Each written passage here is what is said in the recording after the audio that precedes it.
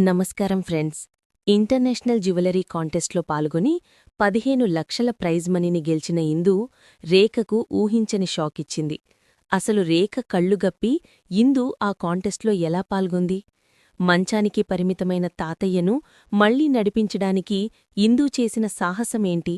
డాక్టర్తో కలిసి ఇందు వేసిన ప్లాన్ చూసి రేఖ ఎందుకు షాకయింది?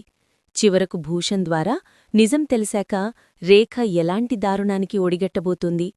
ఈ ఉత్కంఠభరితమైన విశేషాలు మన వీడియోలో తెలుసుకుందాం. వీడియోని చివరి వరకు చూడండి. అలాగే నచ్చితే ఇప్పుడే ఒక లైక్ చేయండి. కథలోకి వెళ్తే, సుభాష్ గారి ఆరోగ్యం రోజురోజుకూ క్షీణిస్తుండడంతో అపర్ణ, ఇందు చాలా ఆందోళన చెందుతుంటారు. తాతయ్యను మళ్లీ మామూలు మనిషిని చెయ్యాలని ఇందు పడుతున్న ఆరాటం అంతా ఇంత కాదు. అప్పుడే సుభాష్ను పరీక్షించడానికి డాక్టర్ ఇంటికొస్తాడు. ఇందు చాలా ఆవేదనతో, డాక్టర్, ఇన్నేళ్లుగా ఎన్నో మందులు వాడుతున్నాం, ఎంతో ట్రీట్మెంట్ చేయిస్తున్నాం, కానీ మా తాతయ్య పరిస్థితిలో మార్పులేదు. శాశ్వతంగా ఆయన ఇలాగే మంచానికే పరిమితమవ్వాల్సిందేనా? దీనికి పరిష్కారమే లేదా? అని అడుగుతుంది. డాక్టర్ సుభాష్ రిపోర్ట్స్ అన్నీ క్షుణ్ణంగా పరిశీలించి ఒక ఆశ కలిగించే మాట చెబుతాడు. పరిష్కారం ఉందమ్మా. ఆయన వెన్నుముకకు ఒక మేజర్ ఆపరేషన్ చెయ్యాలి. ఆ ఆపరేషన్ సక్సెస్ అయితే ఆయన మళ్లీ మామూలు మనిషి అయ్యే అవకాశముంది. కాని మీరు ఇంకా ఆలస్యం చేస్తే మాత్రం ఆ వెన్నుముక పటిత్వం పూర్తిగా కోల్పోతుంది. ఆ తర్వాత మీరు ఎంత ప్రయత్నించినా ప్రయోజనముండదు అని హెచ్చరిస్తాడు. ఆ మాట వినగానే ఇందు, అపర్ణ కళ్లలో కొత్త ఆశ చిగురిస్తుంది. కాని ఆ ఆశ ఎక్కువసేపు నిలవదు. ఆపరేషన్కి ఎంత ఖర్చవుతుంది డాక్టర్ అని అపర్ణ అడుగుతుంది.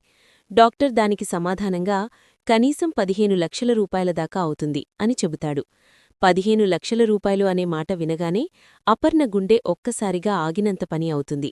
అంత పెద్ద మొత్తం తమ దగ్గర లేదని ఆమెకు తెలుసు. కాని ఇందు మాత్రం ఏమాత్రం భయపడకుండా, లేదు డాక్టర్, త్వరలోనే మా తాతయ్యకు నేను ఆపరేషన్ చేయిస్తాను. మీరు క్యాష్ రెడీ చేసుకోమంటే నేను సిద్ధం చేస్తాను అని చాలా ధీమాగా చెబుతుంది. డాక్టర్ వెళ్ళిపోగానే అపర్ణ కంగారుగా, అమ్మా ఇందు, 15 లక్షలు నీకు ఎక్కడి నుండొస్తాయి అని అడుగుతుంది. అప్పుడు ఇందు చాలా నిలకడగా, ఎక్కడి నుంచొచ్చేదేంటి నానమ్మా, ఇదంతా మన ఆస్తి కదా, వెళ్ళి రేఖ ఆంటీనే అడుగుతాను. మన డబ్బు మనం అడగడానికి భయమెందుకు అని అంటుంది. కాని అపర్ణ భయపడుతూ, వద్దమ్మా ఇందు, నువ్వడగగానే తను ఇస్తుందనుకుంటున్నావా? ఆ రేఖ అస్సలు ఇవ్వదు. సరికదా లేనిపోని గొడవలు చేస్తుంది అని వారించే ప్రయత్నం చేస్తుంది. కాని ఇందు వినకుండా, లేదు నానమ్మా, తాతయ్యకు ఆపరేషన్ జరగాలి, అది నా బాధ్యత, నేను వెళ్ళి అడుగుతాను అని రేఖ దగ్గరకు వెళ్తుంది. సరిగ్గా అదీ సమయంలో రేఖ దగ్గరకు ఐశ్వర్య వస్తుంది. ఐశ్వర్య వచ్చి చాలా గారాభంగా, ఆంటీ, నాకు 1,00,000 రూపాయలు కావాలి. నా ఫ్రెండ్స్కి పార్టీ ఇవ్వాలనుకుంటున్నాను. కనీసం ఆమాత్రం డబ్బుల్లేకపోతే ఎలా అని అడుగుతుంది. రేఖ ఏమాత్రం ఆలోచించకుండా, అలాగే ఐశ్వర్య, నీ అకౌంట్కి ఇప్పుడే ట్రాన్స్ఫర్ చేశాను, చూసుకో అని చెబుతుంది. ఐశ్వర్య సంతోషంతో గెంతుతూ అక్కడి నుండి వెళ్ళిపోతుంది. రేఖ ఉదారంగా ఐశ్వర్యకి డబ్బులివ్వడం చూసిన ఇందు తన తాతయ్య ప్రాణాల కోసం అడిగితే తప్పకుండా ఇస్తుందని ఆశపడుతుంది. రేఖ దగ్గరకు వెళ్లి కింద కూర్చొని చాలా వినయంగా, ఆంటీ, నాకు 15 లక్షలు కావాలి అని అడుగుతుంది. ఆ మాట వినగానే రేఖ, పక్కనే ఉన్న బ్రహ్మరాంబ ఒక్కసారిగా షాకైపోతారు. ఏంటి, నీకు 15 లక్షలు కావాలా? అసలు ఏం మాట్లాడుతున్నావో నీకైనా అర్థమవుతోందా అని రేఖ కోపంతో ఊగిపోతుంది. ఇందు కన్నీళ్లతో, ఆంటీ, తాతయ్యకు ఆపరేషన్ చేస్తే ఆయన మళ్లీ నడుస్తారని డాక్టర్ చెప్పారు. దానికి 15 లక్షలు ఖర్చవుతాయి. ప్లీజ్ ఆంటీ, ఆ డబ్బులిస్తే తాతయ్య ప్రాణాలు నిలబడతాయి అని బతిమాలుతుంది. కాని రేఖ మనసు ఏమాత్రం కరగదు. రేఖ ఏమాత్రం కనికరం లేకుండా నవ్వుతూ, చూడు ఇందూ, ఆ ముసలోడికి ఇప్పుడు ఆపరేషన్ చేయిస్తే ఎంత, చేయించకపోతే ఎంత? ఎలాగో రేపోమాపో పోయేవాడే కదా, వాడికోసం 15 లక్షలు తగలేయాలా అని చాలా క్రూరంగా మాట్లాడుతుంది. ఆ మాటలకు ఇందు గుండె తరుక్కుపోతుంది. ఆంటీ, తాతయ్య గురించి అలా మాట్లాడకండి, ఆయన ఈ ఇంటి యజమాని అని ఇందు గట్టిగా అంటుంది. దానికి రేఖ మరింత రెచ్చిపోయి, నోరుముయ్, అయినా ఇప్పుడు నా దగ్గర 15 లక్షలు ఎక్కడ్నించొస్తాయి? మీ అందర్నీ మేపడానికే నాకు సరిపోతున్నాయి. ఇంకా నీకు లక్షలివ్వాలా అని విసుక్కుంటుంది. అప్పుడు ఇందు ఆవేశంగా, మా డబ్బులు మాకివ్వడానికి ఎందుకాంటీ అంతలా ఆలోచిస్తున్నారు? ఇదంతా మా తాతయ్య సంపాదించిన ఆస్తే కదా అని నిలదీస్తుంది. ఆ మాట వినగానే రేఖకు ఎక్కడలేని కోపం వస్తుంది. ఏంటే, నా ఎదురుగా నిలబడి నన్నే ప్రశ్నిస్తావా? నా డబ్బు గురించి నన్నే నిలదీసే స్థాయికొచ్చావా? నీకు భయమంటే ఏంటో చూపించాల్సిందే అంటూ ఇందుని కొట్టడానికి చెయ్యెత్తుతుంది. సరిగ్గా అప్పుడే అపర్ణ వచ్చి ఇందును అడ్డుకుంటుంది. చూడిందు, అందుకే ఈ రేఖను డబ్బులడగొద్దన్నాను. వీళ్ళు శవం మీద చిల్లరేరుకునే రకాలు. వీళ్ల దగ్గర మనం చేయి చాచడం తప్పు. పద వెళ్దాం అని ఇందును అక్కడి నుండి తీసుకువెళ్ళిపోతుంది. లోపలికి వెళ్ళాక ఇందు చాలా ఆవేదనగా, నానమ్మ, తాతయ్యని ఎలాగైనా కాపాడుకోవాలి కదా, ఎందుకు నన్నాపేశావు అని అడుగుతుంది. అప్పుడు అపర్ణ, వద్దమ్మా, తను నిన్ను ఏదైనా చేయగలదు. ఇంకా కొన్ని రోజులు ఓపిక పడితే నీకు సంతకం పెట్టే అధికారం వస్తుంది. అప్పుడు అంతా మనమే చూసుకోవచ్చు అని సర్ది చెప్తుంది. సుభాష్ కూడా మంచం మీద నుండే కళ్లనీళ్లతో, వద్దమ్మా ఇందు, నాకోసం మీరు పగవాళ్ల ముందు తలవంచుకోవద్దు అని అంటాడు. ఇందు తన గదిలోకి వెళ్లి ఏడుస్తూ ఉంటే సరిగ్గా అప్పుడే స్వాతి అక్కడికి వస్తుంది. అక్క, ఏడవకు, నా దగ్గర ఒక అద్భుతమైన సలహా ఉంది. దానివల్ల నీకు 15 లక్షలు ఖచ్చితంగా వస్తాయి అని ఒక కొత్త ఆశ చూపిస్తుంది. స్వాతి మాటలకు ఇందు కళ్ళు తుడుచుకుని ఆశగా ఆమెవైపు చూస్తుంది. ఏంటది స్వాతి, అంత పెద్ద మొత్తం మనకి ఎలా వస్తుంది అని అడుగుతుంది. అప్పుడు స్వాతి తన ఫోన్ చూపిస్తూ, అక్క, ఆన్లైన్లో ఒక ఇంటర్నేషనల్ జ్యువెలరీ డిజైనింగ్ కాంపిటీషన్ జరుగుతోంది. నువ్వు జ్యువెలరీ డిజైన్స్ ఎంత బాగా గీస్తావో నాకు తెలుసు. ఇందులో గెలిస్తే ప్రైజ్ మనీ కింద 15 లక్షల రూపాయలిస్తారు. నువ్వు డిజైన్స్ గీయి, నీ పేరు మీద నేను ఆన్లైన్లో సబ్మిట్ చేస్తాను అని చెప్తుంది. ఇందు ఒక్క క్షణం ఆలోచించి, కాని స్వాతి, ఇంత తక్కువ సమయంలో నేనంత మంచి డిజైన్స్ గీయగలనా అని సందేహిస్తుంది. దానికి స్వాతి ధైర్యం చెబుతూ, నీమీద నీకు నమ్మకం లేకపోయినా నీ టాలెంట్ మీద నాకు నమ్మకముందక్కా, తాతయ్య కోసం నువ్వు ఇది చెయ్యాలి అని అంటుంది. ఆ మాట వినగానే ఇందు కళ్లల్లో పట్టుదల కనిపిస్తుంది. తప్పకుండా గీస్తాను స్వాతి, నా తాతయ్యను కాపాడుకోడానికి దేవుడు చూపించిన దారి ఇది అని అంటుంది. వెనకనుండే ఈ మాటలు విన్న శేషు, అంటే స్వాతి తండ్రి, లోపలికి వస్తాడు. శభ్భాషమ్మా ఇందు, నువ్వు తప్పకుండా ప్రయత్నించు. నీకు మా అమ్మ బుద్ధులే వచ్చాయి కాని ఆ రేఖ బుద్ధులు ఒక్కటి కూడా రాలేదు.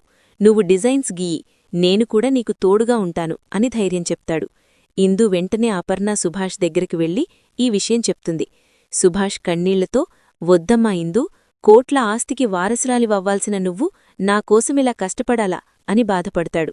అప్పుడు ఇందు ఆయన చేతులు పట్టుకుని, తాతయ్య, మీరు లేని ఆస్తి నాకెందుకు, మిమ్మల్ని నడిపించడమే నా మొదటి కర్తవ్యం అని చెప్తుంది. అపర్ణ కూడా ఇందులోని పట్టుదల చూసి, అచ్చం మీ అమ్మ కావ్యలాగే ఉన్నావమ్మా, మీ నాన్న కంపెనీ కష్టాల్లో ఉన్నప్పుడు మీ అమ్మ కూడా ఇలాగే రాత్రికి రాత్రి డిజైన్స్ గీసి ఆదుకుంది. నువ్వు కూడా గెలుస్తావు అని దీవిస్తుంది. ఇందు ఆ రాత్రంతా కంటిమీద కునుకు లేకుండా తన ప్రాణాన్ని పెట్టి అద్భుతమైన జ్యువెలరీ డిజైన్స్ను పేపర్ మీద ఆవిష్కరిస్తుంది. తెల్లవారేసరికి ఇందు అద్భుతమైన జ్యువెలరీ డిజైన్స్ను సిద్ధం చేస్తుంది. ఆ డిజైన్స్ చూసిన స్వాతి ఆశ్చర్యపోతుంది. అక్కా, ఇవి కేవలం బొమ్మలు కావు, ఒక అద్భుతం. ఖచ్చితంగా నీకే ఫస్ట్ ప్రైజ్ వస్తుంది అని వెంటనే వాటిని ఆన్లైన్లో కాంపిటీషన్ వెబ్సైట్కు సబ్మిట్ చేస్తుంది.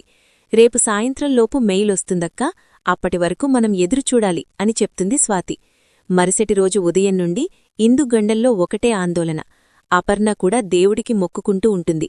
సరిగ్గా సాయంత్రం సమయంలో స్వాతి ఫోన్కు ఒక మెయిల్ వస్తుంది. అది చూడగానే స్వాతి గట్టిగా కేకవేస్తూ ఇందు గదిలోకి పరిగెత్తుకుంటూ వస్తుంది. అక్కా, నీ డిజైన్ సెలెక్ట్ అయ్యాయి. నువ్వు ఇంటర్నేషనల్ లెవెల్లో ఫస్ట్ ప్రైజ్ గెలుచుకున్నావు. 15 లక్షల ప్రైజ్ మనీ నీదే అని చెప్పగానే ఇందు ఆనందానికి హద్దులుండవు. తాతయ్యను కట్టుకుని చిన్నపిల్లలా ఏడ్చేస్తుంది. అయితే ఈ విషయాన్ని రేఖకు తెలియకుండా జాగ్రత్తపడాలని శేషు హెచ్చరిస్తాడు. ఇందు వెంటనే ఆ ప్రైజ్ మనీ ఇచ్చే కంపెనీ వారికి ఫోన్ చేసి, సర్, ఈ డబ్బు నాకు చాలా ముఖ్యం.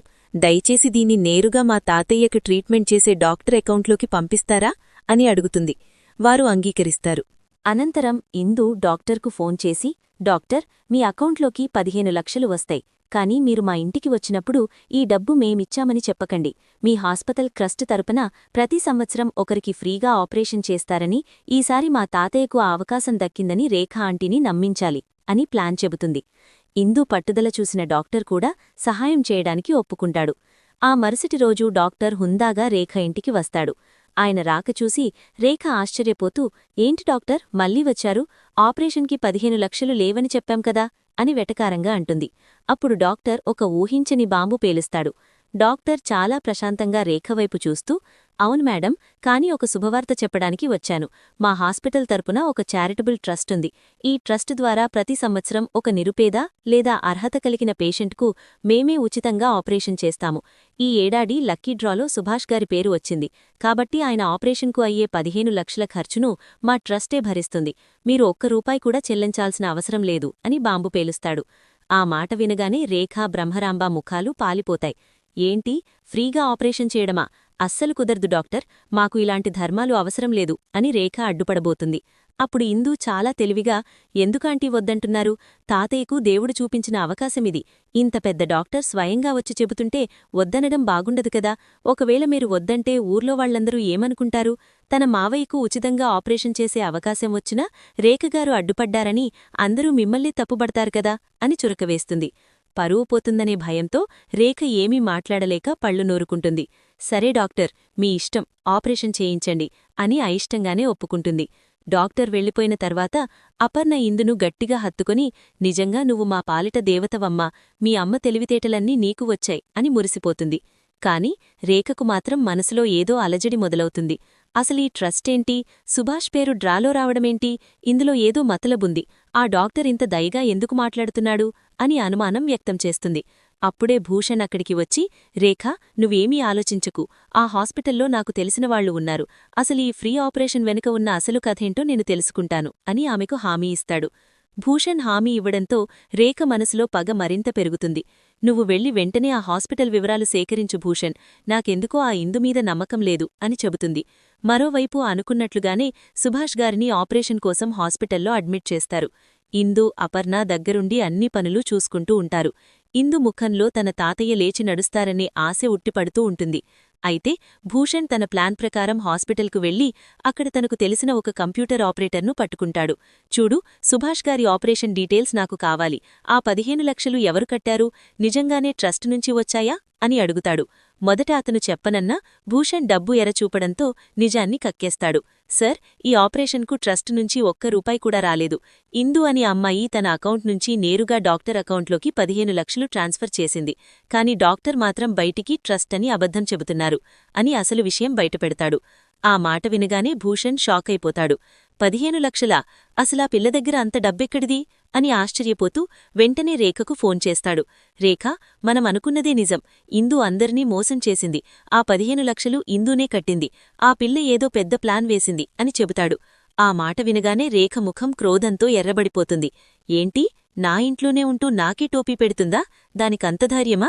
అసలా డబ్బు దానికెక్కడ్నుంచి వచ్చిందో నేను తేలుస్తాను అని శపథం చేస్తుంది. రేఖ వెంటనే బ్రహ్మరాంబను తీసుకుని ఇందు గవిలోకి దూసుకెళ్తుంది. అక్కడ ఇందు లేని సమయం చూసి గది మొత్తం చిందరవందరగా వెతుకుతుంది. అప్పుడే ఆమెకు ఒక డైరీ కనిపిస్తుంది. అందులో ఇందు గీసిన జ్యువెలరీ డిజైన్సు, కాంపిటీషన్ వివరాలు చూసి రేఖకు నోట మాట రాదు. జ్యువెలరీ డిజైన్సా? ఈ పిశాచి ఇంత పెద్ద కాంటెస్ట్ గెలిచిందా? నా కళ్ళుగప్పి ఇంత పని చేసిందా అని ఆ కాగితాలను నలిపేస్తుంది. ఇందు తన తాతయ్యను కాపాడుకుందని సంతోషించేలోపే రేఖ తన ప్రతాపం చూపించడానికి సిద్ధమవుతుంది. రేఖ చేతిలో ఇందు డైరీ ఉండగా సరిగ్గా అదే సమయంలో ఇందు గదిలోకి వస్తుంది. తన గది చిందరవందరగా ఉండటం, రేఖ చేతిలో తన డిజైన్స్ ఉండటం చూసి ఇందు ఒక్కసారిగా నిశ్చేష్టురాలవుతుంది. ఏంటంటే ఇది? నా పర్మిషన్ లేకుండా నా గదిలోకి రావడమేంటి? ఆ డైరీ ఇటివ్వండి అని ధైర్యంగా అడుగుతుంది. రేఖ వికటంగా నవ్వుతూ, ఓహో, పర్మిషన్ కావాలా నీకు? నా ఇంట్లో ఉంటూ నాకే నీతులు చెబుతున్నావా? అసలీ డిజైన్స్ ఏంటి? ఈ 15 లక్షల ప్రైజ్ మనీ ఏంటి? డాక్టర్తో కలిసి డ్రామాలాడుతూ మమ్మల్ని పిచ్చోళ్లం చేస్తావా అని గర్జిస్తుంది. ఇందు ఏమాత్రం తలవంచకుండా, అవునాంటీ, ఆ డబ్బు నేను కష్టపడి సంపాదిస్తే వచ్చింది. నా తాతయ్యను కాపాడుకోవడానికి నేను దొంగతనం చేయలేదు. నా టాలెంట్తో సంపాదించాను. మీరెలాగూ రూపాయి ఇవ్వరు కదా, అందుకే ఈ దారెంచుకున్నాను అని సమాధానం చెబుతుంది. బ్రహ్మరాంబ మధ్యలో దూరి, చూశావా రేఖా, దీనికెంత పొగరో! మనల్ని ఏడిపించడానికి ఇంత ప్లానేసిందంటే రేప్పొద్దున ఈ ఆస్తి మొత్తాన్ని తన హస్తగతం చేసుకుంటుంది. దీని పీచ మణచాల్సింది అని రెచ్చగొడుతుంది. రేఖ ఆవేశంతో ఇందు గీసిన డిజైన్ పేపర్లన్నీ ముక్కలు ముక్కలుగా చింపిపారేస్తుంది. ఇప్పుడేం చేస్తావే? నీ గెలుపుకు సాక్ష్యం లేకుండా చేశాను. ఆ హాస్పిటల్ బిల్లు మేమే కట్టామని చెబుతాం. నీకు దక్కాల్సిన పేరును కూడా నేను దక్కనివ్వను అని సవాలు విసురుతుంది. ఇందు కళ్లలో నీళ్లు తిరిగినా వెంటనే తుడుచుకొని, పేపర్లు చింపేస్తే నా మెదడ్లో ఉన్న తెలివితేటలను చింపలేరాంటీ. తాతయ్య ఆపరేషన్కు డబ్బులు కట్టేశాను. రేపు ఆపరేషన్ జరుగుతుంది. ఆయన్ని నడిపించకుండా మీరు ఆపలేరు అని గట్టిగా చెబుతుంది. రేఖ అక్కడ్నుండి కోపంగా వెళ్ళిపోతూ భూషణ్ని పిలిచి, రేపు ఆపరేషన్ జరగకూడదు భూషణ్. నువ్వా డాక్టర్ని ఎలా బెదిరిస్తావో నీ ఇష్టం. సుభాష మంచం మీద నుండి లేవకూడదు అని ఒక పాడు ప్లానేస్తుంది. రేఖ ఆదేశాల మేరకు భూషణ్ ఆ రాత్రికి రాత్రే హాస్పిటల్కు చేరుకుంటాడు. నేరుగా డాక్టర్ గదిలోకి వెళ్ళి, చూడు డాక్టర్, నువ్వు ట్రస్ట్ అని చెప్పి మమ్మల్ని మోసం చేశావు. రేపు పొద్దున జరగాల్సిన ఆపరేషన్ ఆగిపోవాలి. సుభాష్కు అనస్థీషియా ఇచ్చాక ఏదో ఒక ప్రాబ్లం వచ్చిందని చెప్పి ఆపరేషన్ ఆపే, లేదంటే నీ హాస్పిటల్ లైసెన్స్ రద్దు చేయిస్తాను అని బెదిరిస్తాడు. డాక్టర్ చాలా ఇబ్బంది పడతాడు. ఒకవైపు ఇందుపట్ల కృతజ్ఞత, మరోవైపు భూషణ్ అధికారం మధ్య నలిగిపోతాడు. మరుసటి రోజు ఉదయం ఆపరేషన్ సమయం దగ్గర పడుతుంది. ఇందూ, అపర్ణ దేవుడికి మొక్కుకుంటూ థియేటర్ బయట వేచి ఉంటారు. రేఖ కూడా అక్కడకు వచ్చి, చూద్దామిందూ, నీ నమ్మకం గెలుస్తుందో నా అదృష్టం గెలుస్తుందో అని విటకారంగా నవ్వుతుంది. ఆపరేషన్ మొదలై గంటలు గడుస్తున్నా లోపల నుండి ఎలాంటి సమాచారం రాదు. సరిగ్గా అప్పుడే డాక్టర్ బయటకు వస్తాడు. ఆయన ముఖంలో టెన్షన్ చూసి ఇందు కంగారుగా, డాక్టర్, ఏమైంది? ఆపరేషన్ సక్సెస్ అయిందా అని అడుగుతుంది. డాక్టర్ తడబడుతూ, లేదిందు, సుభాష్ గారి వెన్నుముక చాలా వీక్గా ఉంది. ఈ సమయంలో ఆపరేషన్ చేస్తే ఆయన ప్రాణాలకే ప్రమాదం, అందుకే మేం మధ్యలోనే ఆపేశాము అని చెబుతాడు. ఆ మాట వినగానే రేఖ ముఖంలో విజయోత్సాహం కనిపిస్తుంది. ఇందు మాత్రం షాక్ అవుతుంది. డాక్టర్, నిన్నటి వరకు అంతా బాగుందని చెప్పారు కదా, ఇప్పుడు సడన్గా ఇలా ఎలా చెబుతారు అని అడుగుతుంది. డాక్టర్ కళ్ళు దించుకుని అక్కడి నుండి వెళ్ళిపోతుంటే ఇందుకి ఏదో తేడా కొడుతుంది. ఇందు వెంటనే స్వాతిని పక్కకు పిలిచి, స్వాతి, ఇది ఖచ్చితంగా రేఖ ఆంటీ ప్లాన్. డాక్టర్ని బెదిరించి ఉంటారు, మనం ఏదో ఒకటి చెయ్యాలి అని అంటుంది. అప్పుడే ఇందుకి ఒక ఉపాయం తడుతుంది. డాక్టర్ బెదిరింపులకు లోనై ఉండవచ్చు, కాని హాస్పిటల్లో ఉండే సిబ్బంది అందరూ రేఖ ఆంటీకి అమ్ముడుపోరు కదా అని ఆలోచిస్తుంది. తన కాంటెస్ట్ గెలిచిన ప్రైజ్ మనీ వివరాలను, ఫోన్లో ఉన్న మెయిల్స్ని చూపిస్తూ హాస్పిటల్ మేనేజ్మెంట్ని కలవాలని నిర్ణయించుకుంటుంది. ఇందు వెనువెంటనే హాస్పిటల్ మేనేజ్మెంట్ని కలిసి డాక్టర్ ఎందుకిలా ప్రవర్తిస్తున్నారో అడగాలని నిశ్చయించుకుంటుంది. సరిగ్గా అప్పుడే హాస్పిటల్ కారిడర్లో భూషణ్ ఒక వ్యక్తికి డబ్బులిస్తూ, మంచి పని చేశావు, డాక్టర్ ఆపరేషన్ ఆపేలా బాగా మేనేజ్ చేశావు, ఇక ఆ ముసలోడు జీవితంలాంతా ఆ మంచం మీదే ఉంటాడు అని నవ్వుతూ మాట్లాడుతూ ఇందు కంటపడుతుంది. అది తన ఫోన్లో వీడియో తీసి నేరుగా హాస్పిటల్ చీఫ్ సర్జన్ దగ్గరకు వెళ్తుంది. చీఫ్ సర్జన్కు ఆ వీడియో చూపించి, సర్, నా సొంత డబ్బుతో నేను కష్టపడి సంపాదించిన 15 లక్షలతో నా తాతయ్యకు ఆపరేషన్ చేయిస్తుంటే వీళ్లు రాజకీయాలు చేసి ఆపరేషన్ ఆపించారు. ఒక ప్రాణాన్ని కాపాడాల్సిన డాక్టర్ ఇలా బెదిరింపులకు లొంగిపోవడం కరెక్టునా అని నిలదీస్తుంది. ఆ వీడియో చూసిన చీఫ్ సర్జన్ ఆగ్రహంతో ఊగిపోతారు. వెంటనే ఆపరేషన్ చేసిన డాక్టర్ని పిలిపించి మందలిస్తారు. డబ్బులు కట్టిన పేషెంటుకు చికిత్స అందించడం మన బాధ్యత, ఎవరికో భయపడి ఆపరేషన్ ఆపడమేంటి అని గద్దిస్తారు. చీఫ్ సర్జన్ స్వయంగా రంగంలోకి దిగి ఆపరేషన్ థియేటర్లోకి వెళ్తారు. ఈ విషయం తెలిసిన రేఖకు ఒక్కసారిగా చెమటలు పడతాయి. ఏంటి, చీఫ్ సర్జన్ లోపలికి వెళ్లారా? భూషణ్, నువ్వేం చేశావు? అంతా రివర్స్ అవుతోంది అని అరుస్తుంది. భూషణ్ కూడా ఏం చేయాలో తెలియక తలపట్టుకుంటాడు. ఇందు మాత్రం ధైర్యంగా థియేటర్ బయట నిలబడి, ఆంటీ, మీ కుట్రలు నా తాతయ్య ప్రాణాల ముందు పనిచెయ్యవు. ఇది నా పట్టుదల, నా విజయం అని సమాధానమిస్తుంది. మరో 2 గంటల తర్వాత ఆపరేషన్ థియేటర్ లైట్ ఆగిపోతుంది. చీఫ్ సర్జన్ బయటకు వచ్చి చిరునవ్వుతో, ఇందూ, ఆపరేషన్ సక్సెస్ అయింది. సుభాష్ గారు చాలా ధైర్యవంతులు. కొద్ది రోజుల్లోనే ఆయన తన కాళ్లమీద తను నడుస్తారు అని చెబుతారు. ఆ మాట వినగానే ఇందు ఆనందానికి హద్దుల్లేవు. అపర్ణను పట్టుకొని ఆనంద బాష్పాలు వాల్చుతుంది. కాని రేఖ మాత్రం ఓటమిని పట్టుకోలేక పళ్ళు నూరుకుంటూ అక్కడి నుండి వెళ్ళిపోతుంది. ఆపరేషన్ సక్సెస్ అయిందన్న వార్త వినగానే హాస్పిటల్ కారిడార్లోనే ఇందు మోకాళ్లమీద కూర్చొని దేవుడికి ధన్యవాదాలు తెలుపుకుంటుంది. అపర్ణమ్మ కళ్లలో ఆనంద బాష్పాలు ఆగవు. రేఖ మాత్రం కుతకుతలాడిపోతూ, చూడు భూషణ్, ఆ పిల్ల అనుకున్నది సాధించింది. ఇన్నాళ్లూ ఆ ముసలోడు మంచానికే పరిమితమని ధీమాగా ఉన్నాను, కాని ఇప్పుడు వాడు నడిస్తే నా పీకమీద కూర్చుంటాడు. ఎలాగైనా ఆ ఆపరేషన్ ఫెయిలయిందని నిరూపించాలి అని తన భర్తను రెచ్చగొడుతుంది. కాని భూషణ్ అప్పటికే భయపడిపోయి ఉంటాడు.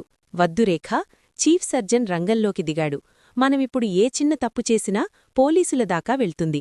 ఆ ఇందు దగ్గర మన వీడియో సాక్ష్యముంది, కాస్త జాగ్రత్తగా ఉండు అని ఆమెను హెచ్చరిస్తాడు. రేఖ మాత్రం వినకుండా పగతో రగిలిపోతూనే ఉంటుంది. సరిగ్గా అప్పుడే ఇందు వారి దగ్గరకు వస్తుంది. చూశారా ఆంటీ, 15 లక్షలు నా దగ్గర ఎక్కడినుంచి వస్తాయని ఏకాశెక్కాలు ఆడారు కదా, ఆ డబ్బుతోనే నా తాతయ్యను గెలిపించుకున్నాను. మీరు పెట్టిన గడపదాటలేని గారడి కాదు ఈ ఇందు. అవసరమైతే ఆకాశంనుంచి అద్భుతాలైనా తీసుకురాగలదు అని గర్వంగా చెబుతుంది. 2 రోజుల తర్వాత సుభాష్ గారికి స్పృహ వస్తుంది. ఆయన కళ్ళు తెరిచి ఇందును చూడగానే తన చేతిని నెమ్మదిగా కదిలిస్తారు. డాక్టర్లు వచ్చి ఫిజియోథెరపీ మొదలుపెడతారు.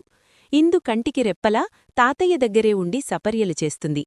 మరోవైపు ఇందు గెలిచిన జ్యువెలరీ కాంటెస్ట్ గురించి టీవీల్లో, పేపర్లలో వార్తలు రావడం మొదలవుతాయి. ఒక సాధారణ మధ్యతరగతి అమ్మాయి ఇంటర్నేషనల్ లెవెల్లో డిజైన్స్ వేసి దేశం గర్వించేలా చేసింది అని అందరూ ఇందుని పొగుడుతుంటే రేఖ తట్టుకోలేకపోతుంది. ఆస్తి వ్యవహారాల్లో ఇందు పేరు మెల్లగా ప్రతిష్ఠాత్మకంగా మారుతుండటంతో రేఖకు తన అధికారం చేజారిపోతోందన్న భయం పట్టుకుంటుంది.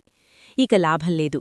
సుభాష్ ఇంటికి వచ్చేలోపే ఇందును ఈ ఇంట్లోంచి వెళ్లగొట్టాలి, లేదంటే ఈ కోట మాకు దక్కదు అని బ్రహ్మరాంబతో కలిసి రేఖ ఒక చివరి దారుణమైన కుట్రకు ప్లాన్ చేస్తుంది. సుభాష్ గారు డిశ్చార్జ్ అయ్యే రోజు రానే వచ్చింది. ఇందూ అపర్ణ కలిసి ఆయన్ని ఎంతో సంతోషంగా ఇంటికి తీసుకువస్తారు. అయితే వాళ్లు గుమ్మం దగ్గరకు రాగానే రేఖ తన అసలు స్వరూపాన్ని బయటపెడుతుంది. ఆగండి, ఈ ఇంట్లోకి మీకు ప్రవేశం లేదు. సుభాష్ గారు ఇన్నాళ్లూ అనారోగ్యంతో ఉన్నారు కాబట్టి ఇక్కడున్నారు. కాని ఇప్పుడు కోలుకున్నారు కాబట్టి ఇక మీ దారి మీరు చూసుకోవాలి. ఆస్తిపత్రాలన్నీ నా పేరుమీద ఉన్నాయి అంటూ రేఖ అహంకారంతో మాట్లాడుతుంది. ఆ మాటలకు అపర్ణ దిగులుపడుతుంటే సుభాష్ గారు మాత్రం నెమ్మదిగా తన కాళ్లమీద తను నిలబడి ఒక చిరునవ్వు నవ్వుతారు. రేఖా, నువ్వు పత్రాల గురించి మాట్లాడుతున్నావా? ఆ పత్రాల్లో సుభాష్ కోలుకోలేని స్థితిలో ఉంటేనే ఆస్తి నీకు చెందుతుంది అని ఉంది. కాని ఇప్పుడు చూడు, నా మనవరాలు నా ప్రాణాలను, నా ఆరోగ్యాన్ని కాపాడింది. ఇప్పుడు నేను ఆరోగ్యంగా ఉన్నాను అంటే ఆ పత్రాలన్నీ చెల్లకుండా పోతాయి అని గంభీరంగా చెబుతారు. ఆ మాట వినగానే రేఖ, భూషణ్ ముఖాలు ఒక్కసారిగా పాలిపోతాయి. సుభాష్ గారు అక్కడితో ఆగకుండా, ఇంతకాలం మా కళ్ళు కప్పి నువ్వు చేసిన మోసాలన్నీ మాకు తెలుసు. ఇందు గెలిచిన 15 లక్షల ప్రైజ్ మనీ గురించి తెలిసాక కూడా నువ్వు చేసిన కుతంత్రాలు మరిచిపోలేను. ఇక ఈ ఇంట్లో నీ ఆటలు సాగవు. భూషణ్, రేఖ, ఇప్పుడే ఈ ఇల్లు వదిలి వెళ్ళిపోండి అని గట్టిగా ఆజ్ఞాపిస్తారు. రేఖ ఎంత బ్రతిమాలినా సుభాష్ గారు వినరు. చివరకు పోలీసులు కూడా రావడంతో రేఖ తన పాపానికి తగిన శాస్తి జరిగిందని తలదించుకొని బయటకు వెళ్ళిపోతుంది. ఇందు తన తాతయ్యను గృహప్రవేశం చేయిస్తుంది. ఊరి జనమంతా ఇందులోని పట్టుదలని, ఆమె జ్యువెలరీ డిజైనింగ్ టాలెంట్ని చూసి మెచ్చుకుంటారు. ఇంటర్నేషనల్ కంపెనీవారు స్వయంగా వచ్చి ఇందుకీ పెద్ద కాంట్రాక్ట్ ఇస్తారు. చూశారా ఫ్రెండ్స్, ఆపదలో ఉన్నప్పుడు భయపడి కూర్చుంటే ఏదీ సాధించలేం. ఇందులాగా పట్టుదలతో పోరాడితే దేవుడు కూడా మనకు తోడై విజయాన్ని అందిస్తాడు అని ఇందు విజయం అందరికీ స్ఫూర్తిగా నిలుస్తుంది. ఇందు తన తాతయ్య మరియు నానమ్మతో కలిసి సంతోషంగా తన జీవితాన్ని కొత్తగా ప్రారంభిస్తుంది. ఈ కథ మీకు నచ్చినట్లయితే వీడియోను లైక్ చేయండి, షేర్ చేయండి. మరిన్ని ఆసక్తికర అప్డేట్స్ కోసం